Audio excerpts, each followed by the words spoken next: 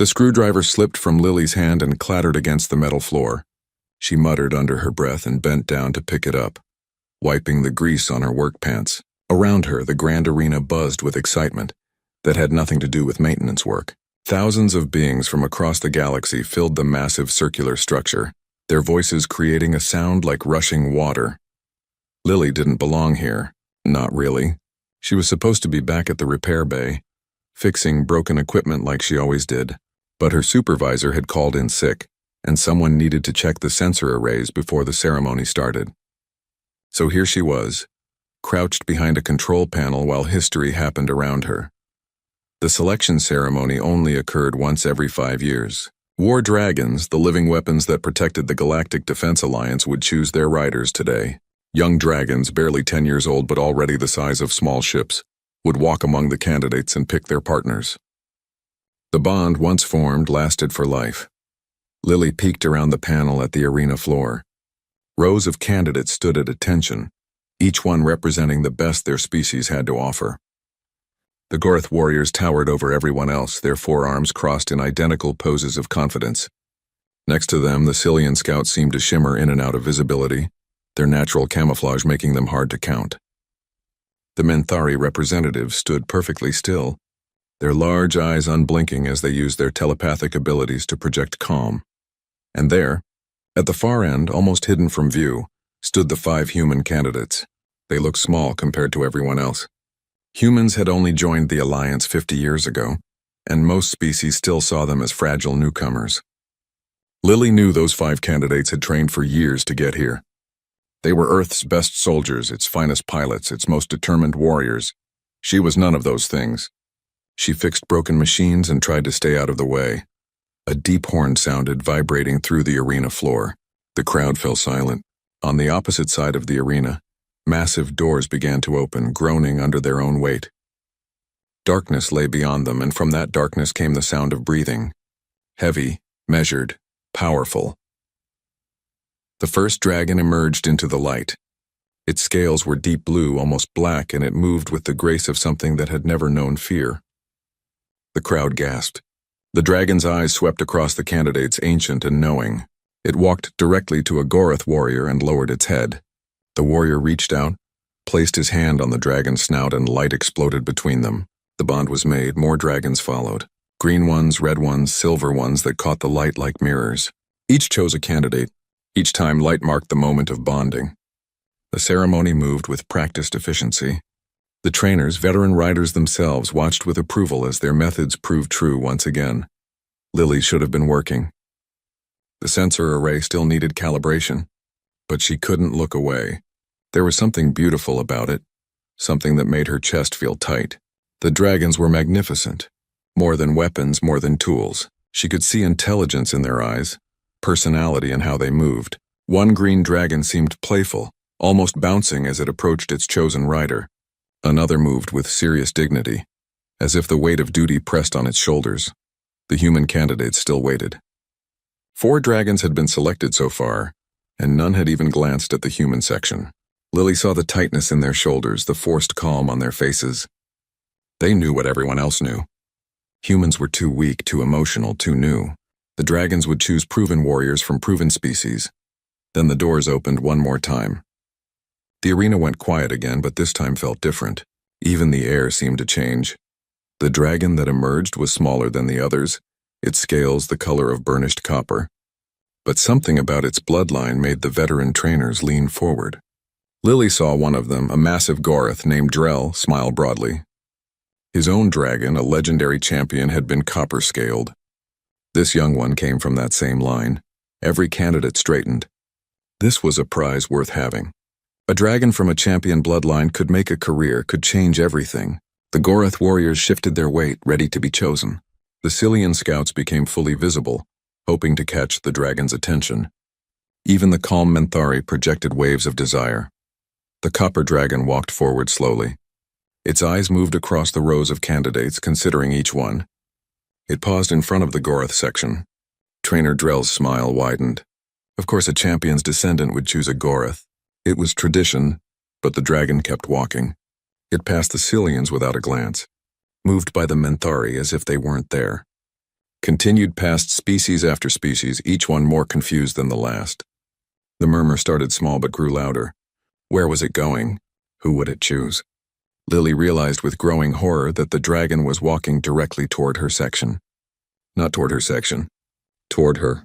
She was still crouched by the control panel, screwdriver in hand, grease on her face. The dragon's golden eyes locked onto hers. She wanted to run. Wanted to hide. Wanted to explain that she wasn't a candidate, that there had been some mistake, that she was just the repair girl who shouldn't even be here. But her legs wouldn't move. The dragon kept coming, its copper scales catching the arena lights, its breath warm and smelling of stone and fire. It stopped directly in front of her. The arena had gone completely silent. Lily could hear her own heartbeat, rapid and scared. The dragon lowered its head, extending its long neck in a gesture she had seen a dozen times today. The gesture of choice, the gesture of bonding. Behind the dragon she could see Trainer Drell. His broad smile had vanished completely. His face showed confusion, then anger, then something that looked almost like fear. His mouth opened as if to shout, to stop this, to explain that this couldn't be happening. But the dragon's eyes never left Lily's face. And somewhere deep in her chest she felt something warm and bright, like a small flame that had always been there, just waiting to be noticed. Her hand, shaking, reached out toward the dragon's copper scales. Light swallowed everything, golden, warm, and alive in ways that light shouldn't be. Lily felt it pour through her fingers where they touched the dragon's scales, felt it race up her arm and spread through her whole body. It didn't hurt. It felt like coming home to a place she'd never been before. Inside the light, she wasn't alone. There was another presence, vast and ancient and curious. Not thoughts exactly, but feelings so strong they might as well be words. Warmth, recognition, something that felt like a smile, if smiles could exist without faces. The light faded. Lily found herself on her knees, her hand still pressed against copper scales that thrummed with warmth. The dragon made a sound, low and gentle, that rumbled through the arena floor. Around them, chaos erupted. Trainer Drell was already striding across the arena floor, his forearms gesturing wildly. Other trainers followed, along with Alliance officials in their formal robes. The crowd's murmur had become a roar of confused voices. Lily tried to stand, but her legs felt weak, like she'd just run for miles. The dragon shifted, placing its body between her and the approaching trainers. A protective stance. Lily could feel its intention through whatever connection now linked them. Safe, protect mine. Absolutely not. Drell's voice cut through the noise. He stood 3 meters tall, his bulk impressive even among his own species. This is clearly an error. The dragon is confused. We need to separate them immediately before the bond solidifies. An official, some species Lily didn't recognize with too many eyes, consulted a tablet. Trainer Drell, protocol is clear. A dragon's choice is absolute. Once physical contact initiates the bonding sequence, intervention is prohibited. She's not even a candidate. Drell gestured at Lily with 2 of his arms. She's maintenance staff. Look at her. She has grease on her face. She was repairing equipment. This is a mistake, the dragon growled. The sound made Lily's bones vibrate and sent several officials stumbling backward. Through their connection, she felt its indignation. Not mistake. Choice. Definite choice. Another official stepped forward. This one a Menthari whose calm, telepathic presence tried to soothe the situation. Trainer Drell, perhaps we should hear from the human herself. Young one, what is your name? Lily. Her voice came out smaller than she wanted. Lily Foster. I work in the repair bay. I'm not supposed to be here. I was just fixing the sensors, you see? Drell spread all 4 arms. She admits it. Separate them now before this becomes an incident. It's already an incident, a new voice joined them. Admiral Ross, the human military liaison to the Alliance, approached with 2 other Earth officials. He looked at Lily with an expression she couldn't read. Miss Foster, do you understand what's happened? No, sir. Yes, sir.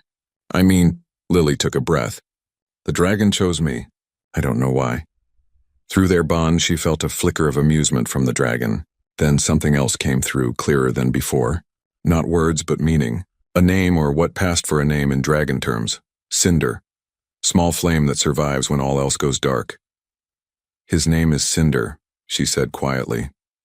Every trainer within earshot went still. The dragon shared its name. The Menthari official leaned closer. That only happens when the bond is genuine and strong. Drell's expression darkened. Then we have a bigger problem. Alliance regulations state that all bonded pairs must complete basic training within one standard cycle. If they fail any qualification test, the bond is declared void. He looked directly at Lily. Tell me, Miss Foster, how much combat training do you have? None. Flight experience?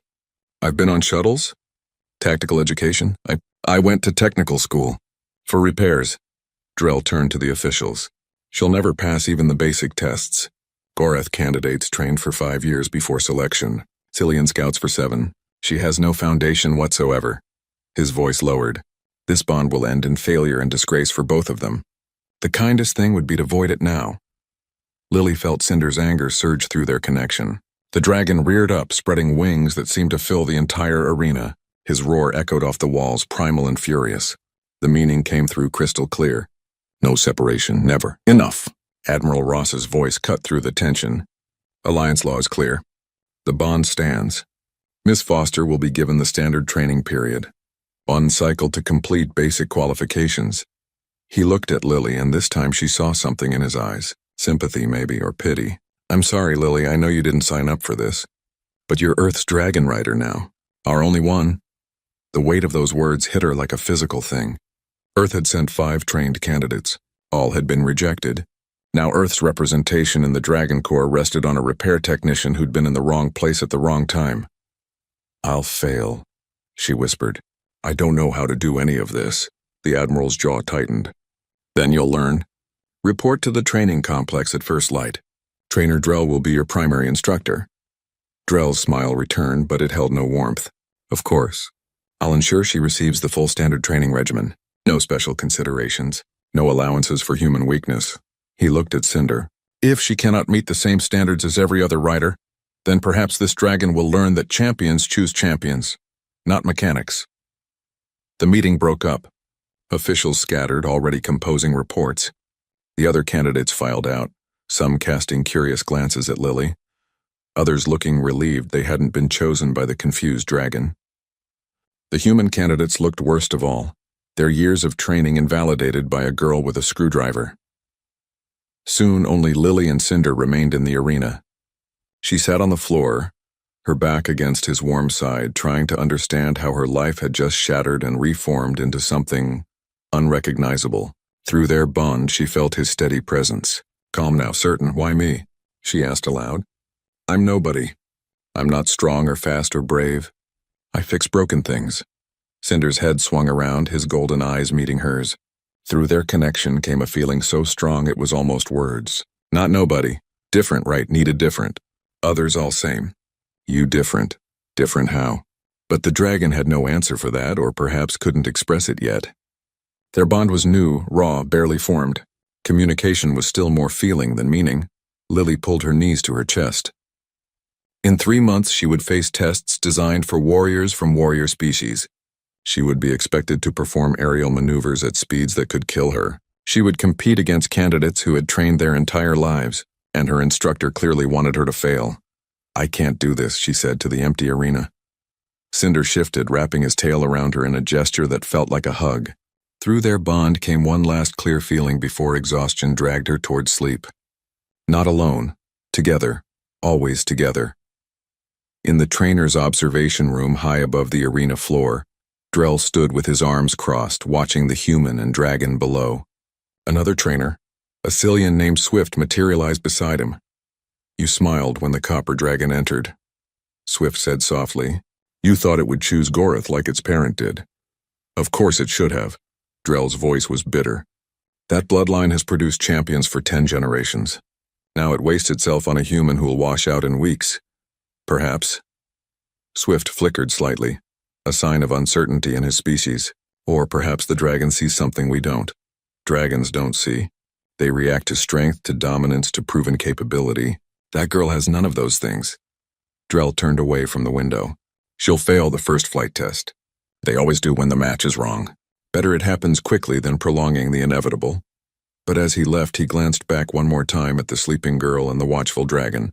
Something nagged at his certainty, some small detail he couldn't quite identify, the way the dragon had positioned himself. The protectiveness.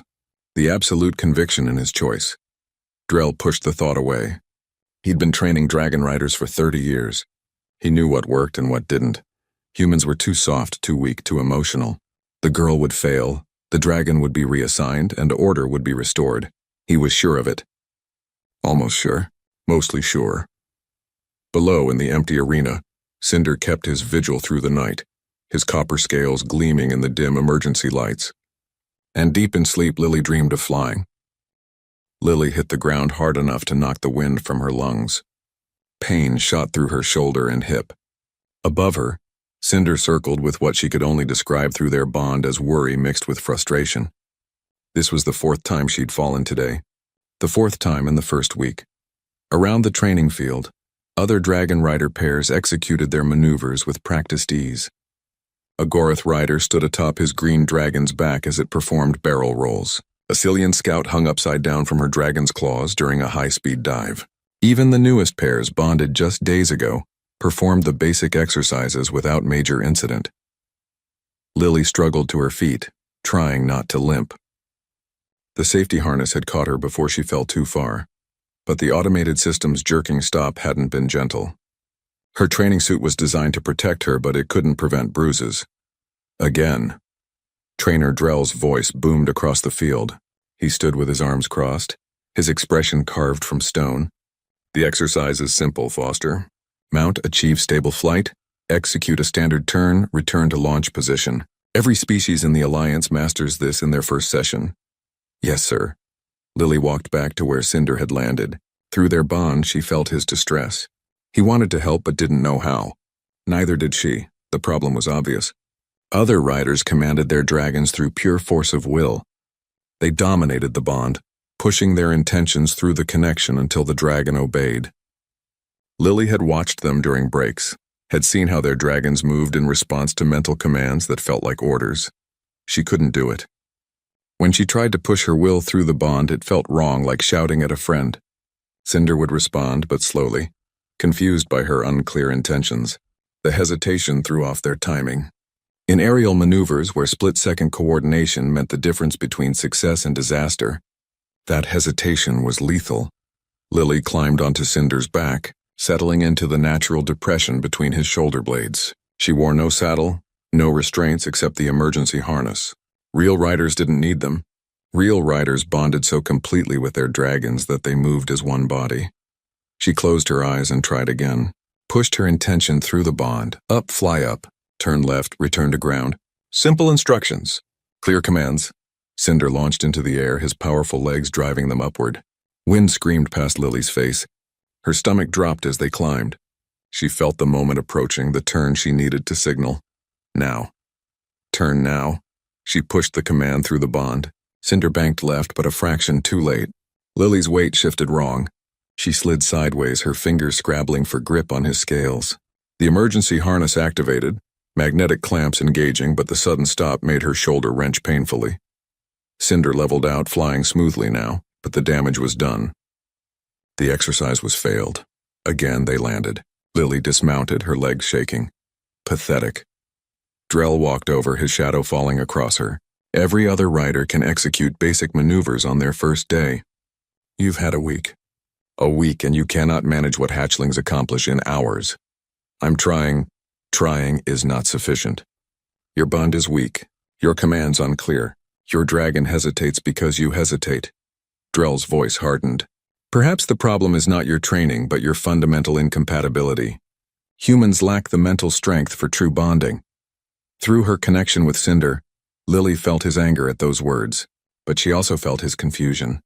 He wanted to work with her but didn't understand what she wanted from him. That night, Lily sat alone in her assigned quarters, reviewing training footage on a tablet. She watched other riders studying their techniques. The Goroth riders used raw dominance, their mental presence overwhelming their dragons into obedience. The Cillian scouts used their natural telepathic abilities to create crystal-clear command structures. The Menthari established complex tactical networks that their dragons followed like programmed routes. All of them treated their dragons as extensions of themselves, tools to be wielded, weapons to be aimed. Lily thought about Cinder, currently resting in the dragon dormitory attached to her quarters. She could feel him through their bond even now, his presence like a warm glow at the edge of her awareness. She focused on that feeling, trying to understand it better. What came back wasn't obedience or readiness to serve. It was curiosity. Cinder was wondering what she was doing, what she was thinking. He was interested in her as a person, not just as his rider. The realization hit her like electricity. None of the other dragons seemed curious about their riders. They responded to commands efficiently, professionally, but there was no sense of individual interest. They had been trained, shaped, molded into perfect weapons, and their riders had been trained to see them as nothing more. Lily set down the tablet. She walked to the door connecting her quarters to Cinder's space. He was still awake, his golden eyes reflecting the dim lighting. She sat down in front of him, cross-legged on the floor. "I don't think I'm supposed to command you," she said aloud. "Everyone else does it that way, but it feels wrong. It feels like I'm pushing you around instead of working with you." Cinder tilted his head, listening. Through their bond came a feeling of attention, of being heard. "What if I'm doing this backward?" Lily continued. "What if instead of me telling you what to do, we figured it out together?" She felt his interest spike. She pressed on. "When we fly tomorrow, I won't give you commands. I'll just share what I'm feeling, what I'm seeing, and you share with me. We'll try to understand each other instead of one of us being in charge." Through the bond came something that felt like agreement, mixed with relief, as if Cinder had been waiting for her to understand this. They sat together in comfortable silence. Lily found herself noticing things she'd missed before. The way Cinder's breathing slowed when he was content. How his scales shifted color slightly depending on his mood, darkening when stressed, brightening when pleased. The intelligence in his eyes that went far deeper than she'd realized. "You're not a weapon," she said softly. "You're a person. Aren't you?" The feeling that came back through their bond was so strong it brought tears to her eyes. Yes, person. Seen, finally seen. The next morning they returned to the training field. Other pairs were already practicing, their coordination smooth and effortless. Lily mounted Cinder, but this time she didn't prepare commands. Instead, she opened herself fully to the bond, letting her awareness flow freely. She felt Cinder's powerful muscles coiled beneath her. Felt his anticipation of flight. Felt his desire to succeed. Not because he was commanded to, but because he wanted to help her. She shared her own feelings back. Her fear of falling. Her determination to try. Her trust in him to catch her if she failed. Trainer Drell's voice rang out. "Begin basic maneuvers. Foster, try not to embarrass yourself today." Lily took a breath. She didn't think commands at Cinder. She just thought about flying. About the feeling of wind and height and movement. She remembered watching birds back on Earth, how they seemed to dance with the air currents rather than fight them. Cinder launched without being told. The moment felt different. Lily realized she'd sensed his intention to jump a split second before he moved, some subtle shift in his muscles that their bond let her perceive. She adjusted her weight automatically, naturally, moving with him instead of being surprised by him. They climbed into the air. Lily didn't command a turn. She simply looked where she wanted to go, imagining the path through the sky.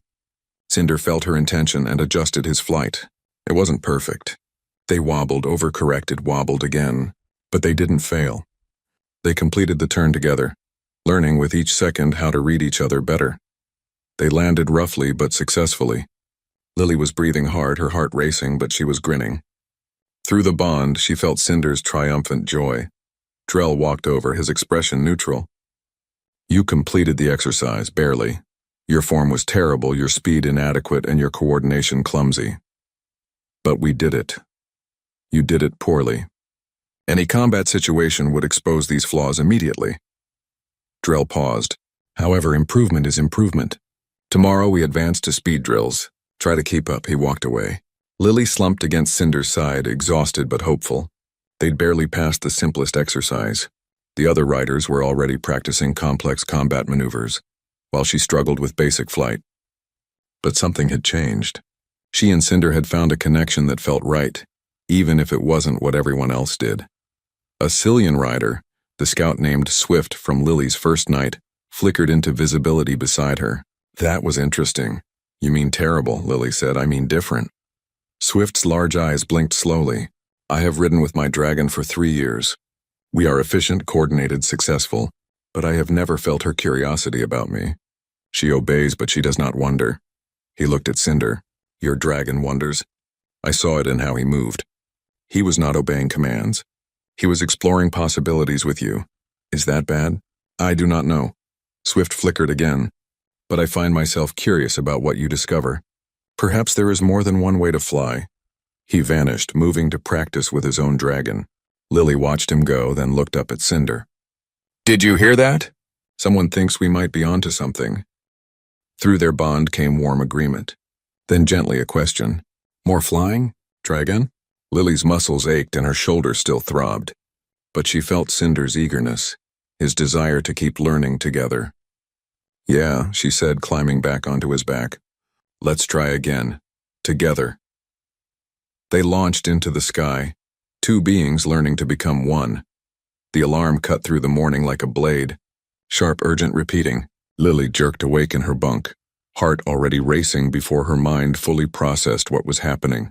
Through the wall, she heard the thunder of running feet, shouts in multiple languages, the roar of dragons launching from their perches. She scrambled to the window. Outside, the training complex had transformed into organized chaos. Dragon rider pairs streamed into the sky, forming up in combat wings. Emergency lights strobed red across the landing platforms. Her door burst open. Admiral Ross stood there, already in combat gear. There's been an attack. Pirates hit a mining colony in the outer belt. They're hitting the evacuation transports. Every qualified pair is scrambling. What do you need me to do? Lily asked, already reaching for her training suit. Nothing. You stay here. You're not combat rated. He turned to leave, then paused. I'm sorry, Lily, I know you want to help. But you'd only be in the way. The door closed. Through her bond with Cinder, she felt his immediate reaction. Not in the way, can help, should help. Lily stood frozen in her quarters, listening to the sounds of battle preparation. 3 months of training, and she still couldn't pass the advanced maneuvers test. She'd improved, gotten better at basic flight, but she was nowhere near combat ready. Everyone knew it. Drell reminded her of it daily. People were dying while she stood here useless. Through the bond, Cinder's feelings intensified. Wrong, must go. Can't stay. They ordered us to stay, she said aloud. Not about orders, about right. People need help. Lily felt the truth in his words, in his feelings. This wasn't about disobeying commands. This was about whether she could live with herself if she stayed safe while others were in danger. She pulled on her suit, strapped on the emergency harness, grabbed the standard issue helmet. Her hands shook. She'd never been in combat. Never been in anything remotely like combat. But Cinder was already moving to the launch platform, and she found herself following. The launch controller, a young Minthari, tried to stop her. Ryder Foster, you're not on the deployment roster. I know. I'm going anyway. You'll be court-martialed. Probably. Lily climbed onto Cinder's back. They'd practiced this mount 1,000 times. It felt natural now, her body knowing exactly where to settle. But I can live with that better than hiding while people die. She felt Cinder's approval surge through their bond. Then they were launching, his powerful legs driving them into the sky, wings catching air and pulling them higher. The complex fell away below them. Ahead, she could see the combat wings, already distant specks heading toward the outer belt. They flew hard. Cinder's muscles worked like pistons beneath her, his wings beating with steady determination. Through their bond, Lily felt his strength, his endurance, his absolute certainty that they were doing the right thing. She shared her own feelings with him, her fear, her determination, her hope that somehow, despite everything, they could make a difference. The scene at the mining colony shocked her into focus. 3 civilian transports hung in space, their hulls scarred by weapons fire. Around them swarmed a dozen pirate vessels, smaller and faster than military ships but heavily armed. They were using stolen Alliance weapons, the kind that could punch through transport armor in seconds. The Alliance dragon riders engaged them in a furious ballet of combat. Dragons were built for space warfare, their bodies generating fields that protected them from vacuum and radiation. Riders wore suits but relied on their dragon's protection. It was one of the reasons dragon rider pairs were so deadly. They combined biological power with strategic intelligence. But the pirates had numbers and desperation. As Lily and Cinder approached, she saw one transport take a direct hit to its engines. It began to list, losing stability. Inside would be hundreds of civilians, miners, and their families, People who'd never chosen to be part of any battle. Through their bond, Cinder felt her focus snap to the damaged transport. He adjusted course without being told, diving toward it. Lily opened herself fully to their connection, sharing what she saw. The trajectory of the transport's drift, the position of the pirate ships, the pattern of weapons fire. This was nothing like training exercises. In training, they'd practiced specific maneuvers in controlled conditions. This was chaos. Everything moved at once. Threats came from every direction. There was no time to think through commands or coordinate carefully. Instead, Lily just felt.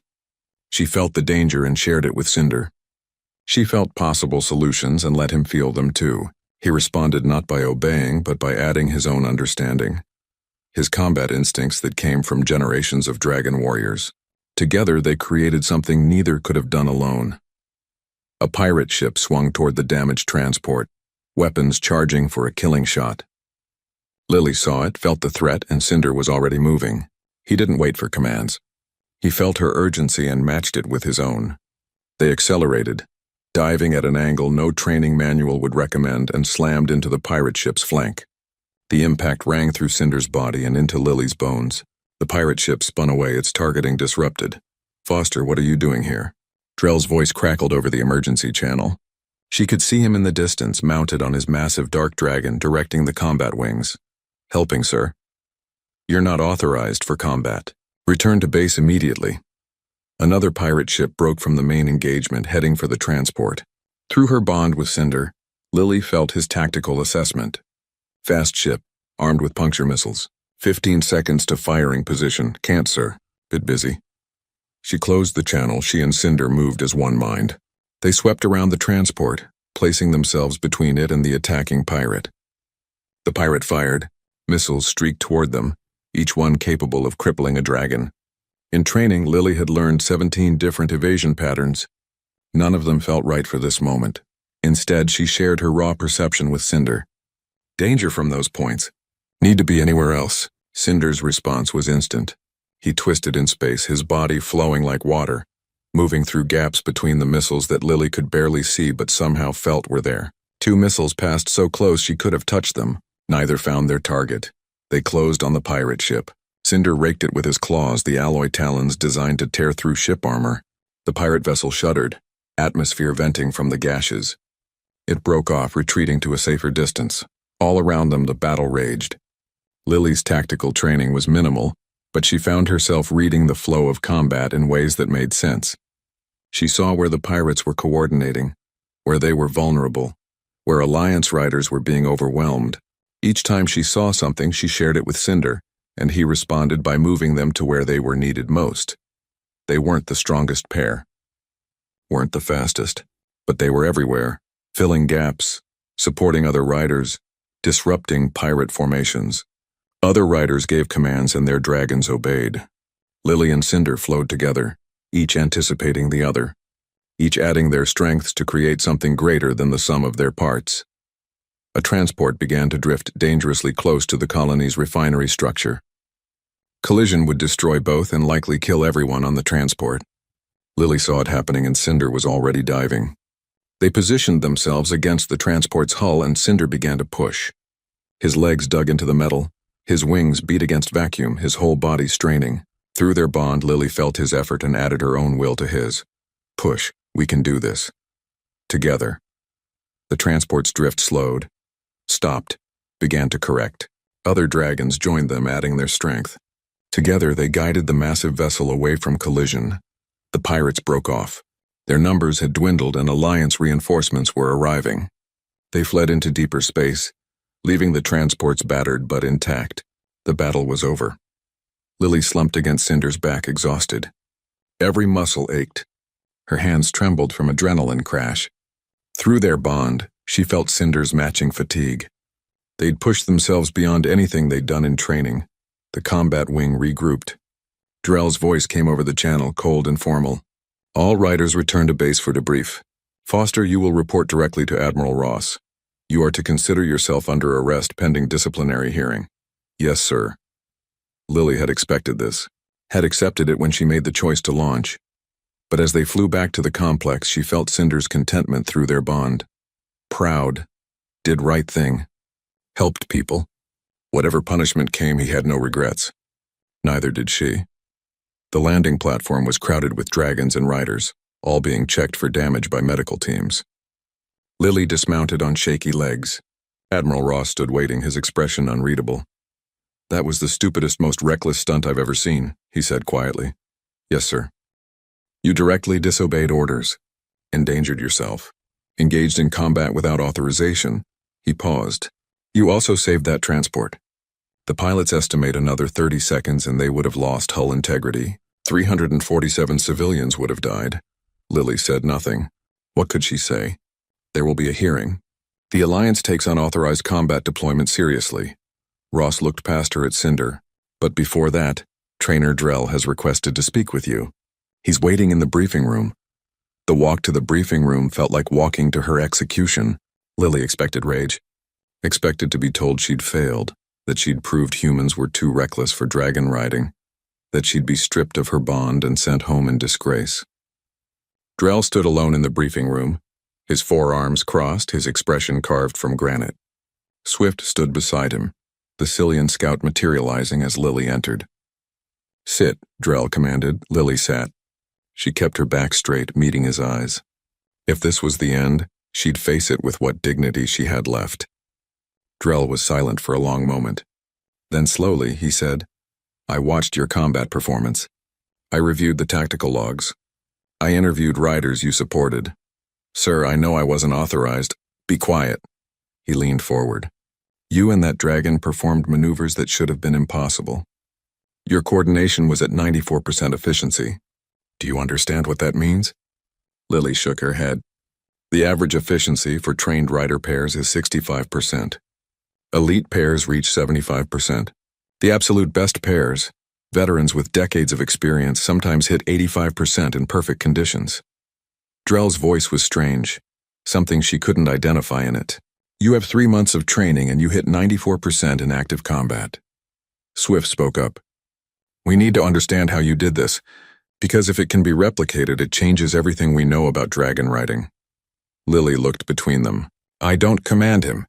We just share what we see and feel. We decide together what to do." Drell's expression finally shifted. It wasn't anger. It was something closer to awe, or fear. "You've bonded the way the ancients did. Before we turned dragons into weapons, you found the partnership we forgot existed." He stood. "There will still be a hearing about your unauthorized deployment, but I will testify that what you did today was not recklessness. It was a bonded pair operating at a level I have not seen in 30 years of training." He walked to the door, then paused. "Tomorrow when you return to training, I will not teach you our ways. You will teach me yours. Because, Ryder Foster, you and that copper dragon may have just shown us how we've been doing everything wrong." The hearing room was smaller than Lily expected. No grand tribunal, no massive audience. Just a circular chamber with representatives from the Alliance Council seated around her. Admiral Ross sat to her left, present as Earth's representative. Trainer Drell stood near the back wall, his presence imposing even when silent. The lead counselor, an elderly Minthari named Wisdom, projected calm as she spoke. "Ryder Foster, we have reviewed the reports from the mining colony engagement. 347 lives saved, no Alliance casualties, minimal civilian injuries. By any measure, the mission was a success." Lily waited. "There was always a but in these situations, but you deployed without authorization. You ignored direct orders. You engaged in combat without proper certification." Wisdom's telepathic presence touched the edges of Lily's mind, reading emotional truth without invading thoughts. "Why?" "Because people needed help and I could provide it." Lily kept her voice steady. "I knew I'd face consequences. I accepted that." A Gorath counselor, his bulk making the chamber feel smaller, leaned forward. "Your trainer's report is unusual.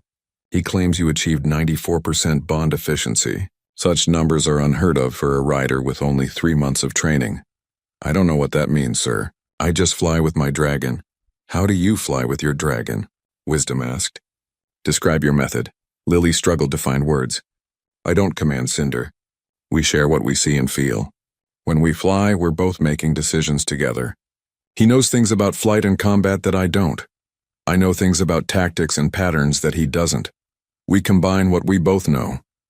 The council members exchanged looks. A Cillian counselor flickered slightly, a sign of agitation. "That's not how bonding works." The rider commands. The dragon obeys. This creates clear tactical hierarchy. "Maybe that's not the only way," Lily said quietly. "Maybe that's just one way." Trainer Drell stepped forward. "Council members, I request permission to present evidence." Wisdom nodded. Drell activated a holographic display. It showed dragon rider pairs throughout history, efficiency ratings scrolling beside each image. The numbers clustered between 60 and 80%, with rare spikes to 85 for legendary pairs. "This is our standard," Drell said. "For 3,000 years, this is what we believed represented peak performance." He changed the display. Now it showed Lily and Cinder during the battle. This is what Ryder Foster achieved in her first combat engagement. 94% efficiency, higher than any bonded pair in recorded history. The chamber fell silent. The Gorth counselor spoke first. "That's impossible. She has minimal training." "I thought so too. So I investigated." Drell brought up more data. "I reviewed ancient texts from the first Dragon Rider bonds, records from over 5,000 years ago, before the Alliance formalized Dragon Rider doctrine. The language used then was different. They didn't speak of commanding dragons. They spoke of partnership, of cooperation, of joining. Historical curiosity, the Cillian counselor said. Language evolves. Meaning changes, perhaps." Drell's voice held an edge. "Or perhaps we changed something fundamental and told ourselves it was evolution." He looked at Lily. "Tell them what Cinder told you. The day you bonded." Lily felt heat rise in her face. "Through our bond, he said others were all the same. That he needed someone different." "All the same," Drell repeated. "Every candidate presented to that dragon had been trained in our methods. Methods that emphasize dominance, control, clear hierarchical structure. The dragon rejected them all. He chose the one person who hadn't been trained, who didn't know those methods." Wisdom's telepathic presence intensified. "What are you suggesting, trainer?" "I'm suggesting we've been training dragon riders incorrectly for millennia. That our methods create functional pairs but not optimal ones. That we turned partnership into dominance and called it improvement." Drell's forearms gestured to the display. "The evidence is before you. A rider using cooperative methods achieves efficiency levels we thought impossible." The Gorth counselor stood. "Even if true, this changes nothing. We cannot rebuild our entire training doctrine around one anomalous case." "It's not anomalous," Swift said, materializing near the center of the chamber. "After witnessing Ryder Foster's methods, I attempted to modify my approach with my own dragon. I reduced my command dominance. I tried to share awareness rather than issue orders." He paused. "My efficiency increased from 71% to 79% in 2 weeks." The chamber erupted in discussion. Multiple counselors spoke at once, their voices overlapping. Wisdom projected a wave of calm that settled the chaos. "If this method truly works," she said slowly, "then we face a significant problem. Our entire military structure relies on thousands of dragon rider pairs trained in current methods. We cannot simply discard that and start over." Admiral Ross spoke for the first time. "But you also cannot ignore this. If there's a better way to bond with dragons, a way that increases effectiveness by 30% or more, then every day you delay is a day your forces operate below optimal capacity. The political implications alone," the Cillian counselor said. "If we announce that our training methods have been flawed for thousands of years, confidence in the Dragon Corps will collapse." "So we hide it?" Lily felt anger rise in her chest. "We pretend this didn't happen because it's inconvenient." "Watch your tone, Ryder," the Gorath counselor warned. "No."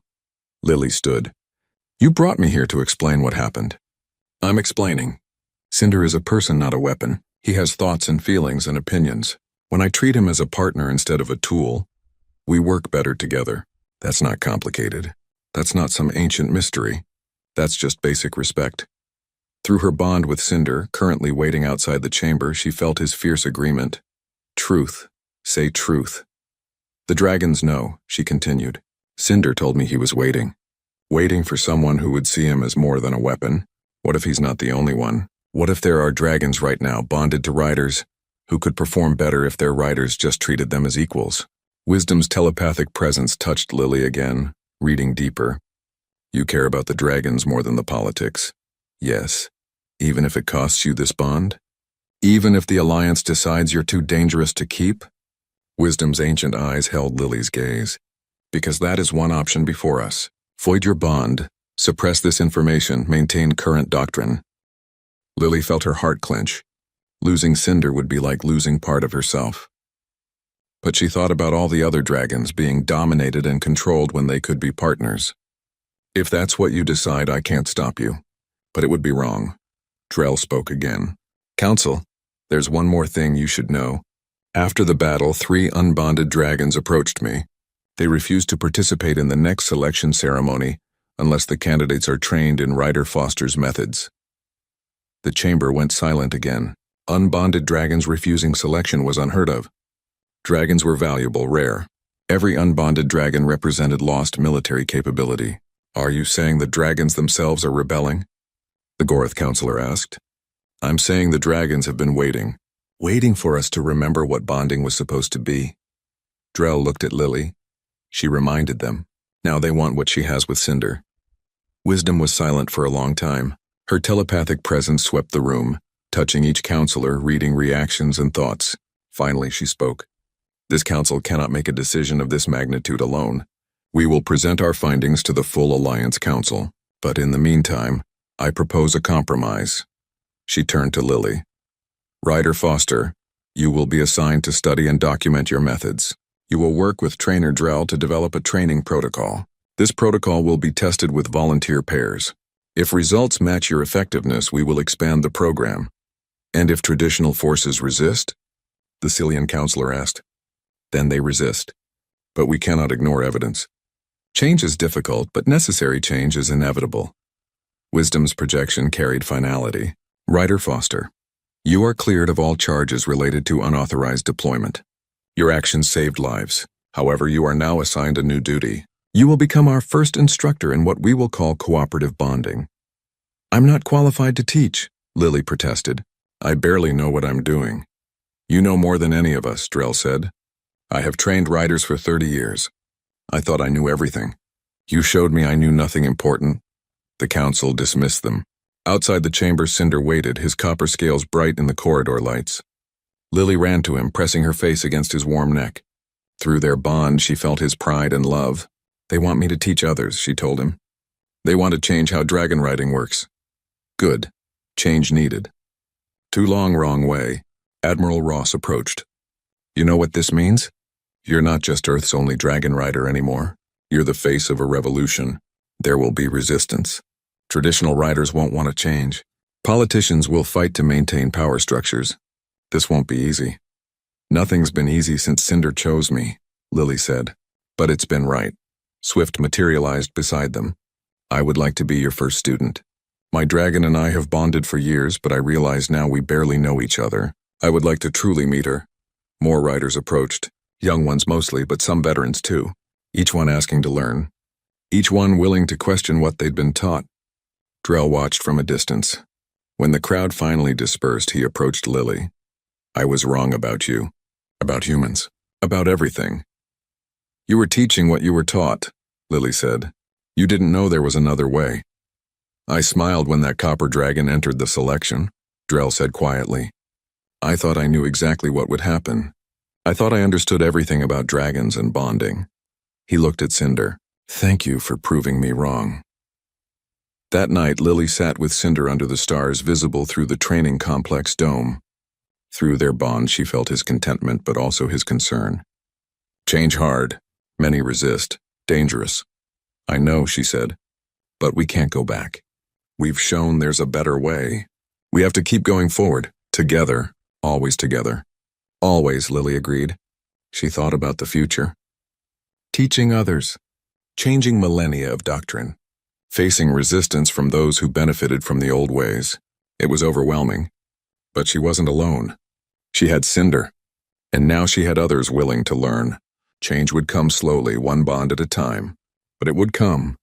In the dragon dormitories, hundreds of dragons felt Cinder's quiet triumph through their species' own subtle connections.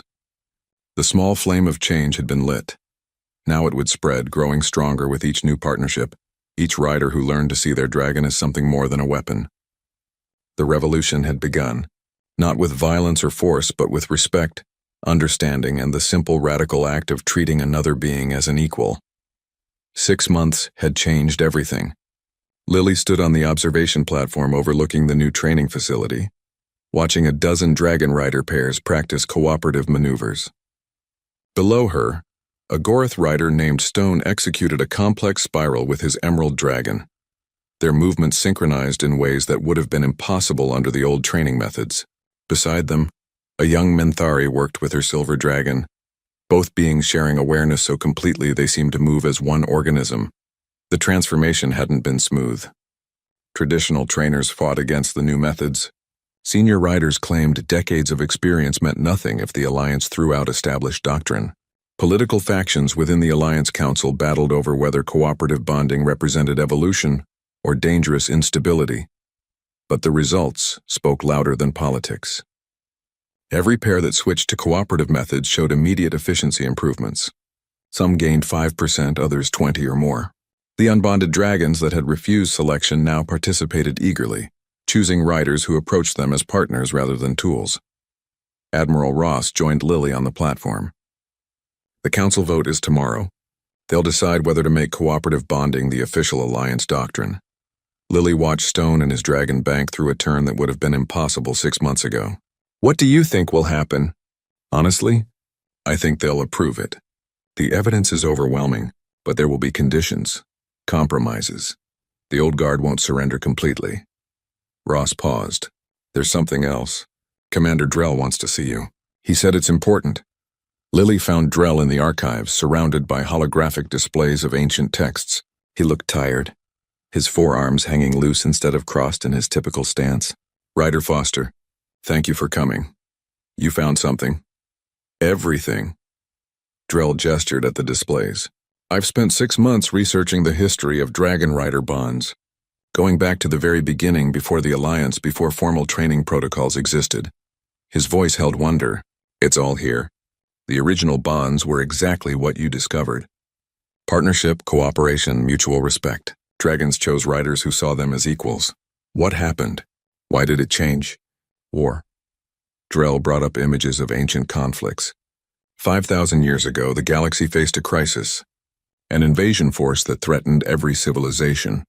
The Alliance formed to fight them, and they needed dragon riders to be soldiers, efficient, obedient, predictable. Cooperative bonding was too variable, too dependent on individual personalities, so they developed dominance training, faster to teach, more uniform in results, but less effective. In raw efficiency, yes, but it created an army. Thousands of dragon rider pairs, all following standardized tactics, all operating at acceptable levels. They won the war, saved the galaxy, and in the process convinced themselves that their methods were superior because they had succeeded. Lily understood. They confused survival with optimization. Exactly.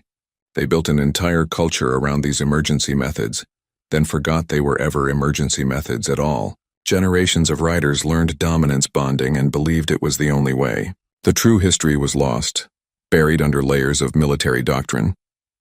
Drell looked directly at her. You didn't discover some new technique. You rediscovered what we had forgotten. You showed us who we used to be. The dragons remembered, Lily said, through genetic memory, through their long lives. They remembered partnership even when we forgot. Yes, and they've been waiting. Cinder wasn't the first dragon to refuse selection. He was just the first to find someone who could relearn the old ways. Drell's expression shifted, which brings me to why I asked you here. I've found records of a place, a sanctuary where unbonded dragons have been gathering for centuries, dragons that refused riders under the dominant system. There are hundreds of them there, Lily, maybe thousands. The number staggered her. That many dragons have been waiting? They couldn't articulate why they rejected candidates. They just knew something was wrong. They've been waiting for the galaxy to remember. Now that we have, they want to return. They want to bond. Drell paused. But they'll only bond with riders trained in your methods. The Alliance Council needs to see this. It will prove that cooperative bonding isn't just more efficient. It's the only way to access the full population of dragons. The next day, Lily and Drell presented their findings to the full Alliance Council. The chamber was packed, representatives from every member species present. The political implications were massive. If the Alliance officially changed its doctrine, it would admit 5 millennia of mistakes. Careers would end. Reputations would crumble. Power structures would shift. But the truth couldn't be ignored. Drell's research was thorough, undeniable. The ancient texts were clear, and the sanctuary of unbonded dragons was real, confirmed by multiple surveys. Wisdom, the elderly Minthari counselor, projected calm across the chamber. The evidence before us is compelling. Cooperative bonding achieves superior results and provides access to dragons that have been unavailable under current methods. However, the practical concerns are significant. We have thousands of currently bonded pairs trained in traditional methods. We cannot simply declare their training obsolete. We're not asking you to, Lily said. She'd been granted speaking rights as a subject matter expert. Current pairs can continue operating as they do. But new candidates should learn cooperative methods. And we should offer retraining to existing pairs who want to learn. A Gorath counselor stood. This human speaks boldly for someone with less than a year of experience. Why should the Alliance overturn millennia of tradition based on one successful case? Because it's not one case anymore, Swift said, materializing in the chamber. Over 200 pairs have adopted cooperative methods. Every single one shows improved performance. The average efficiency increase is 18%.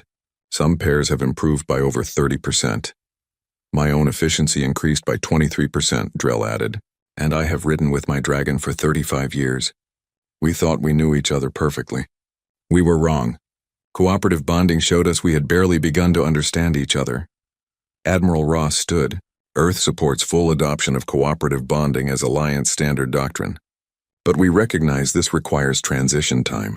We propose a 5-year implementation plan. New riders learn cooperative methods immediately. Existing riders are offered but not required to retrain. Dragons at the sanctuary are invited to participate in selection using the new system. The debate lasted hours. Traditional factions argued for maintaining proven methods. Progressive voices pushed for immediate change. Compromise proposals emerged, were debated, refined, debated again. Finally, wisdom called for silence. Her telepathic presence swept the chamber, reading the collective will. The council will vote, all in favor of adopting cooperative bonding as official Alliance doctrine, with a phased implementation over 5 years. Lights appeared above each counselor's seat. Green for yes, red for no. Lily held her breath. The lights flickered, dancing between colors as counselors made their choices. When the final tally appeared, the chamber erupted. The vote passed, 73-42. Cooperative bonding was now official Alliance doctrine, but the celebration was short-lived. The chamber doors burst open. A squadron of traditional riders entered, led by a massive Gorath veteran named Warbringer. His dark dragon loomed behind him, radiating hostility. This council has no right, Warbringer's voice boomed. You spit on millennia of tradition. You claim our methods are inferior, our bonds incomplete. I challenge this. I challenge the human who started this revolution. Single combat, dragon to dragon, rider to rider. If cooperative bonding is truly superior, prove it. The chamber fell silent. Lily felt her heart sink. Warbringer was legendary, a veteran of 100 battles. His bond efficiency under traditional methods was 84%, the highest ever recorded. He'd volunteered for every dangerous mission, survived encounters that killed others, earned more commendations than any rider in Alliance history. Cinder's presence surged through their bond. Not afraid. Together we fly. I accept, Lily heard herself say. Lily, no. Admiral Ross grabbed her arm. He's trying to discredit everything. If you lose, the council vote won't matter. Traditional forces will use it as proof that dominance bonding is superior. And if I refuse, they'll say cooperative riders are afraid to face real warriors. Lily looked at Warbringer. Standard combat rules? First pair to achieve 3 scoring hits wins. Agreed. Warbringer's smile was predatory. Tomorrow at dawn, the whole Alliance will watch. We'll see if your partnership can stand against true warrior discipline. That night, Lily couldn't sleep. Through her bond with Cinder, she felt his calm confidence, but her own mind raced with doubts. Warbringer had decades of experience. He'd fought in real wars, faced enemies that would have destroyed her in seconds. His bond efficiency was legendary. How could she possibly match that? Drell found her on the observation platform, staring at the stars. You don't have to do this. The council vote passed. Cooperative bonding is official doctrine regardless of what happens tomorrow. But if I lose, you know what will happen. Traditional riders will claim vindication. They'll resist implementation. They'll poison every step of the transition. Lily turned to face him. I have to win. Not for me, for all the dragons still waiting to find partners who see them as equals. Then stop thinking about Warbringer's experience, Drell said. Stop worrying about his skills or reputation. Focus on what you have that he doesn't. What's that? Trust. Drell's voice was gentle. Warbringer dominates his dragon. He's stronger-willed than any rider I've known. His dragon obeys perfectly because resistance is impossible. But that means his dragon never contributes anything Warbringer doesn't already know. You and Cinder are different. You trust each other to see things the other can't. That's your advantage. Dawn arrived too quickly. The combat arena, normally used for training, had been transformed. Thousands filled the observation decks. Cameras broadcast the event across the entire alliance. Dragon riders from every station gathered to watch. This was more than a challenge. It was a referendum on the future. Warbringer and his dragon, Fury, took their position on one side of the arena. The dark dragon was larger than Cinder, his scales scarred from countless battles.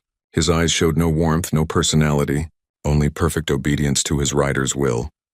Lily mounted Cinder on the opposite side. Through their bond, she felt his readiness. Not excitement for battle, but determination to prove their bond was real and strong and right. Together. Win or lose together. The signal sounded. Both pairs launched. Warbringer attacked immediately, using traditional dominance tactics. Direct overwhelming force. His dragon executed maneuvers with mechanical precision. They were fast, efficient, dangerous. The first strike came within seconds. Fury's talons passing close enough to trigger a scoring sensor on Cinder's harness. 1 point to Warbringer. The crowd roared. Traditional riders celebrated. This would be quick. The human would be defeated in minutes. But Lily wasn't fighting Warbringer. She was flying with Cinder. She shared her awareness with him. Showed him how Fury moved, the patterns in the attack. Cinder added his own observations, things Lily couldn't see. Fury's left wing slightly weaker. Moment of hesitation before each dive. Tiny tells that came from moving by command rather than instinct. They adjusted together. When Warbringer attacked again, they weren't where he expected. Cinder had felt the intention before Fury moved. That microsecond of command transmission. They dodged, twisted, and scored their own hit, 1-1. Warbringer's confidence flickered. He'd expected an easy victory. But the human and her copper dragon moved in ways that shouldn't be possible. Not faster, not stronger, but unpredictable. They didn't follow doctrine or standard maneuvers. They flowed like water, adapting to each moment. The battle intensified. Warbringer used every technique in the Alliance manual. Classic pincer movements, elevation attacks, feints, and counters refined over thousands of years. Some worked. He scored a second hit, taking the lead again. But Lily and Cinder learned from every exchange. They shared every observation, every insight, every instinct. When Warbringer used a tactic, they understood its purpose and limitation. When Fury moved, they felt the command that initiated the movement and used that split-second delay to their advantage. They scored again. 2-2. The crowd was silent now. This wasn't supposed to be close. Warbringer was legendary. The human was barely trained. But they were equal, locked in a battle that neither seemed able to win decisively. Warbringer changed tactics. Instead of calculated maneuvers, he went aggressive. Raw power, direct assault, overwhelming force. It was risky. Abandoned defensive options, but his pride demanded victory. His dragon obeyed perfectly, throwing itself at Cinder with mechanical precision. Lily felt Cinder's sudden spike of understanding. Warbringer's aggression was forced, coming from anger rather than strategy. Fury followed orders but didn't agree with them. The dragon's combat instincts warned against this approach, but those instincts were suppressed, dominated, ignored. What do you think we should do? Lily asked through their bond. Cinder's response was immediate. Not what Warbringer expects. Not defense, not offense. Something new. They moved together, creating a maneuver that existed nowhere in training manuals because it required perfect trust between rider and dragon. Cinder dove while Lily leaned the opposite direction, their combined movement creating a spiral that reversed direction halfway through. Warbringer committed to an intercept that suddenly led nowhere. His dragon tried to adjust but needed commands to change course. That delay, barely a fraction of a second, was enough. Lily and Cinder scored the third hit. The arena erupted. Not just celebration, but shock. The human had won. The untrained rider with 6 months of experience had defeated the Alliance's most legendary warrior. Cooperative bonding had proved itself in the most public way possible. Warbringer landed heavily, his expression stunned. Lily brought Cinder down across from him. They faced each other in silence. Finally, Warbringer spoke. How? I have 40 years of experience. I've fought in 3 wars. I've never lost a challenge match. Because you fought alone, Lily said gently. You and Fury are powerful, skilled, experienced. But he's a weapon you wield. Cinder and I are partners. He sees things I don't. I see things he doesn't. Together, we're more than either of us could be alone. Warbringer looked at his dragon. Really looked. Perhaps for the first time in decades, Fury stared back, and in those eyes was something the old warrior had never noticed before. Sadness, loneliness, a desire for something more than perfect obedience. I've bonded with Fury for 40 years, Warbringer said quietly. And I don't know him at all, do I? It's not too late to learn, Lily said. If you want to truly meet your dragon, I'll teach you. We'll teach you. The old warrior was silent for a long time. Then slowly he bowed his head. I would be honored to learn from you, Ryder Foster. Perhaps my dragon and I can finally become what we were always meant to be. In the months that followed, the transformation spread across the Alliance. Warbringer's conversion became symbolic. If the most traditional warrior could embrace cooperative bonding, anyone could. Training facilities restructured. The sanctuary dragons began returning, finding partners who saw them as equals. Efficiency ratings across the Dragon Corps climbed steadily upward. Lily continued teaching, working with riders from every species. Some learned quickly. Others struggled to abandon old habits. But slowly, steadily, the culture changed. Dragons were no longer treated as living weapons. They became partners, colleagues, friends. 1 year after the selection that changed everything, Lily stood once again on the observation platform. Below, hundreds of dragon rider pairs trained using cooperative methods. The sight filled her with quiet pride. Cinder's presence touched her mind. Happy. Good changes. Better world. Because of you, Lily said aloud. You chose me when you could have chosen a warrior. You trusted me when I didn't trust myself. You knew there was a better way. Not me, us. Together we remembered. Together we changed everything. A young candidate approached, nervous and excited. She was Gorath, barely old enough for selection. Ryder Foster? I'm going to selection tomorrow. I'm scared. What if no dragon chooses me? Lily smiled, remembering her own fear a year ago. Don't try to impress them. Don't try to dominate them. Just be yourself, be open. See them as people, not weapons. The right dragon will feel that and choose you. What if I'm not strong enough? Strength isn't what makes a good partner. Understanding does. Trust does. Respect does. Lily placed a hand on the young candidate's shoulder. The dragons have been waiting for people who can see them truly. Be that person and you'll find your partner. The candidate left, reassured. Lily watched her go, then turned back to the training field. The changes they'd started would continue long after she was gone. The dragons would never again be treated as mere weapons. Riders would never again dominate their partners into submission. The galaxy had remembered what it forgot, and in remembering became better. Through her bond with Cinder, she felt his love and contentment. They had changed the world together, one bond at a time. And every day, somewhere in the galaxy, a dragon chose a rider who saw them as an equal, and the revolution of trust continued. Lily looked up at the stars visible through the dome. A year ago, she'd been a repair technician who'd never dreamed of being a rider.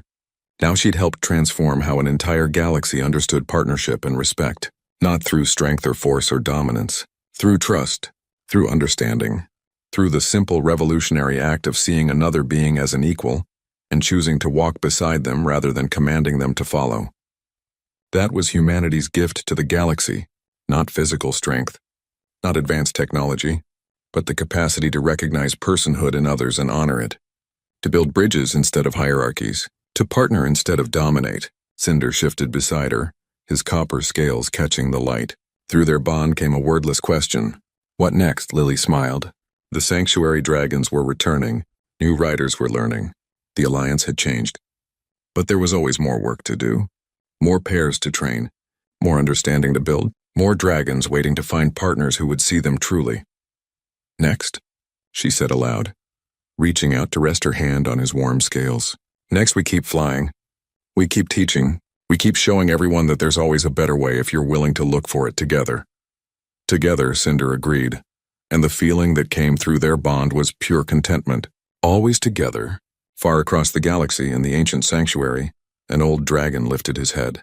He had waited 300 years, refusing every rider who approached with dominance in their heart. But now, through the mysterious connections that linked all dragons, he felt the change spreading through the stars. He felt young dragons finding true partners. He felt ancient bonds healing, becoming what they should have been all along. The old dragon spread his wings for the first time in decades. Perhaps it was not too late. Perhaps somewhere out there a rider waited who would see him not as a weapon or a tool, but as a person. A friend, a partner. He launched into the sanctuary sky, heading toward Alliance space. Heading toward hope, and across 1,000 worlds dragons and riders flew together, not as masters and servants, but as equals. The revolution was complete. The galaxy had remembered what it meant to truly bond, and it would never forget again. In the training facility, Lily watched the sun set through the dome, painting the sky in shades of copper and gold that matched Cinder's scales. A year ago, she'd been nobody, just a repair technician in the wrong place at the right time. Now she was the person who'd helped change everything. But she didn't feel like a hero or a revolutionary. She just felt grateful. Grateful that Cinder had chosen her. Grateful that together they'd stumbled onto a truth the galaxy had forgotten. Grateful for every dragon and rider who'd been brave enough to try something new. "Thank you," she whispered to Cinder, "for choosing me, for trusting me, for showing me what partnership really means." Through their bond came warmth and love and absolute certainty. Right choice. Perfect choice. Only choice. They stood together as darkness fell and stars emerged overhead. A human and a dragon who had changed the galaxy simply by refusing to accept that things had to stay the way they'd always been. Who had proven that the weakest species could teach the strongest empires, that emotional vulnerability was strength, not weakness. That partnership would always triumph over dominance. The revolution of trust had begun with a smile fading on a trainer's face when a dragon made an impossible choice. It had grown through struggle and doubt and determination, and now it spread across the stars, carried by every bonded pair who chose understanding over command, cooperation over control, love over dominance. The galaxy would never be the same. And somewhere in the vast darkness of space, new dragons and new riders were meeting for the first time, seeing each other truly, and choosing to fly together into an uncertain but hopeful future. Together. Always together. That was the way it was meant to be. That was the way it would be. From now until the last dragon and the last rider flew into legend, and in a small training facility on the edge of Alliance space, a repair technician turned rider stood with her copper dragon and smiled, knowing that they had helped light a flame that would never go out. A flame of trust, of partnership, of two beings choosing to walk side by side instead of one behind the other. The small flame that survives when all else goes dark. The flame called hope. The flame called friendship. The flame called true bonding. It had always been there, waiting to be rekindled. They had simply remembered how to see it. And in remembering, they had changed everything.